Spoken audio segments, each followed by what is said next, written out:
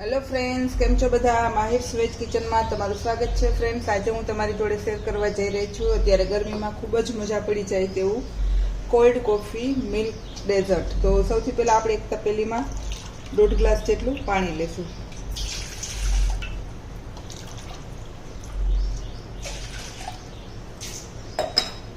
હવે પાણી ગરમ થાય એટલે એમાં આપણે 1 ચમચી કોફી એડ કરશું. જો તમને વધારે કોફીનો ટેસ્ટ સ્ટ્રોંગ ગમતો હોય તો તમે વધારે પણ એડ કરી શકો છો, પણ હું 1 ચમચી અને થોડી ઉપર એડ કરું છું.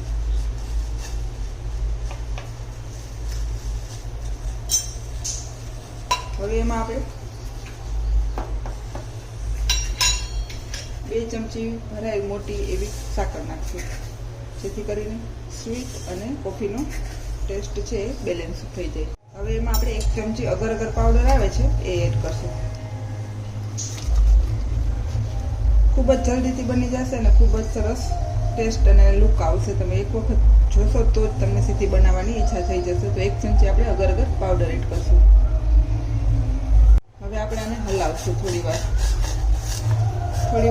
ખાંડ ઓગળી જાય ત્યાં સુધી આપણે એને હલાવશું. આ રીતનો થોડો ઉભરો આવી જાય એટલે આપણે એને નીચે ઉતારી લેશું. જો આપણે ખાંડ નીચે છે ઓગળી ગઈ છે સરસ, તો નીચે ઉતારી લેશું. હવે આપણે નીચે ઉતારી એક કાચના કે કોઈ પણ સ્ટીલના વાસણમાં એને પાથરી દેશું. હવે જ્યાં સુધી એના ધુમાડા બહાર નીકળે છે ત્યાં સુધી એને બહાર રહેવા દેશું, પછી આપણે એને ફ્રીજમાં મૂકી દેશું. હવે જ્યાં સુધી આપણી જેલી છે એ સેટ થઈ છે ત્યાં સુધી આપણે બીજા વાસણમાં 2 કપ ભરાય એટલું દૂધ લેશું. દૂધ તમે કોઈ પણ લઈ શકો છો. તો આ 2 કપ આપણે દૂધ લઈ લેશું. દૂધ આપણે 1/2 કપ લીધું છે, એમાં આપણે 2 ચમચી ખાંડ નાખશું. તમને જેટલું વધારે ઓછું ગળ્યું કરવું હોય એટલું તમે કરી શકો છો. આમાં પણ આપણે 1 ચમચી જેટલી કોફી એડ કરશું. આમાં આપણે 2 ચમચી જેટલી એડ કરી હતી મોટી. આમાં આપણે થોડો કલર આપણો થોડો લાઇટ થાય એવો એટલી કોફી એડ કરશું. હવે એમાં આપણે 2 થી 3 ચમચી થાય એટલો મિલ્ક પાવડર એડ કરશું.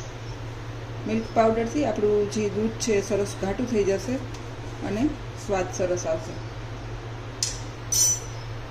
અને 1 ચમચી અગર અગર એડ કરશું. આમાં પણ આપણે બધી ઠંડી દૂધ જ્યાં સુધી ઠંડુ હોય ત્યાં સુધી જ એમાં બધું એડ કરી દેવાનું છે અને સરસ એને હલાવી લેશું. આ વસ્તુ ઠંડી એટલા માટે કરવાનું કે જેથી કરીને આ દૂધ છે એ બધું ઠંડુ હોય ત્યાં સુધીમાં આ બધી બેટલી હોય એ ઓગળી જાય.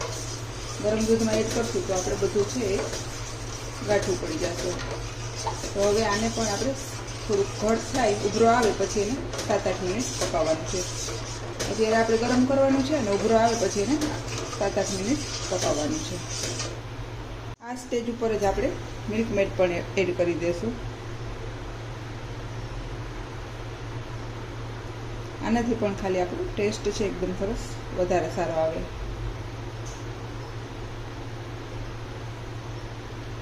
અને હવે એકદમ સરસ હલાવી લઈશું. આ સ્ટાઈલનો લાઇટ કલર હોય એવો આપણે કલરને રાખવાનો છે, જેથી કરીને લુક છે એનો બંનેનું સરસ બેલેન્સ થશે. તો હવે આપણું દૂધ છે સરસ ઉભરો આવી ગયો છે અને તમે જોઈ શકો છો એ કેટલું ઘટ પણ થઈ ગયું છે. પણ હવે ઉભરો આવ્યા પછી એને આપણે 7 થી 8 મિનિટ પકાવી લઈશું.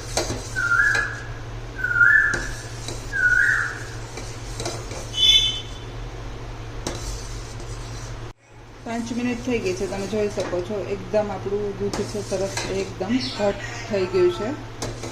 હજી આપણે 2 થી 3 મિનિટ ઉકાળશું એટલે એકદમ સરસ આપણો કલર અને દૂધ બંને સરસ ઘાટું થઈ જશે. હવે આપણું દૂધ છે એકદમ સરસ ઘટ થઈ ગયું છે અને 7-8 મિનિટ સુધી પાકી ગયું છે. હવે નીચે ઉતારી આને પણ આપણે જ્યાં સુધી એના ધુમાડા બંધ થાય ત્યાં સુધી એને નીચે રાખી અને ઠંડુ થવા દેશું. તો હવે આપણી જેલી છે એકદમ સરસ સેટ થઈ ગઈ છે. હવે એને આપણે પીસ કરી લેશું.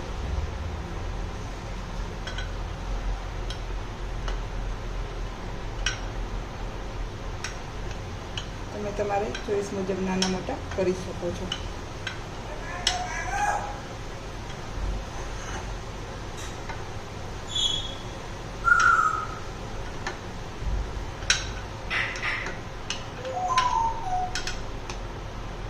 હવે આપણે આને એક બીજા વાસણમાં લઈ લઈશું. આ રીતે આપણે બીજા વાસણમાં એને કાઢી લઈશું. તમે જોઈ શકો છો એકદમ સહેલાઈથી સરસ આપણી છેલ્લીના પીસ છે સરસ થઈ ગયા છે. તો હવે આપણી છેલ્લી પણ રેડી છે અને આપણું જે મિલ્ક છે એ પણ ઉકાળીને સરસ રેડી થઈ ગયું છે. હવે આપણે કાચના બાઉલ કે કોઈ પણ તમારી પાસે વાસણ હોય એમાં આપણે જેલીને પાથરી દઈશું.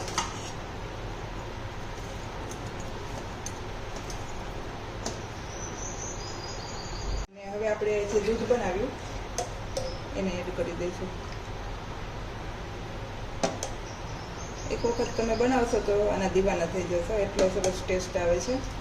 અને બાળકો તો શું આ મોટેરાઓને પણ ભાવે એવું છે. તો આ ગરમીમાં ચોક્કસથી આ રેસીપી બનાવવાની ટ્રાય કરજો. ખૂબ જ સરળ છે બનાવવું અને ટેસ્ટમાં પણ ખૂબ જ સરસ છે.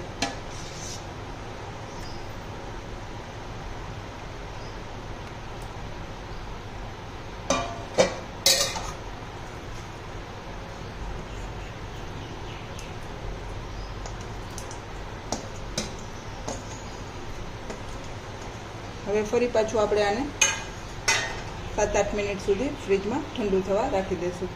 તો ફ્રેન્ડ્સ, આપણું ડેઝર્ટ છે એકદમ સરસ સેટ થઈ ગયું છે અને તમે જોઈ શકો છો એમાં કેટલી સરસ શાઇનિંગ આવી ગઈ છે. હવે એને આપણે પીસ કરશું.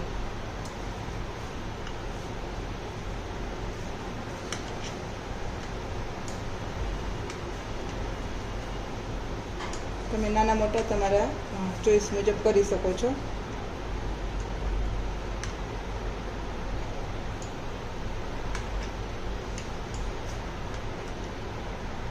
હવે આપણે આપણી જેલી જે ડેઝર્ટ બન્યું છે એને અનમોલ્ડ કરશું. કોઈ પણ એક વાસણમાં લઈ અને તમે એને સીધી એને ઊંધી કરી શકો છો. તમે જોઈ શકો છો એનો લુક નીચે અને ઉપર બંને સાઈડ કેટલો સરસ આવ્યો છે. અને હવે આપણે સર્વ કરશું. ફ્રેન્ડ્સ, તૈયાર છે મારું કોલ્ડ કોફી મિલ્ક ડેઝર્ટ. જો તમને મારી આ રેસીપી પસંદ આવે તો લાઈક કરજો, શેર કરજો અને સબસ્ક્રાઈબ કરવાનું ભૂલતા નહીં. અને ચોક્કસથી આ રેસીપી બાળકોને બનાવી દેજો. ખૂબ જ સરસ ટેસ્ટી એવી બને છે. Thank you. બાય.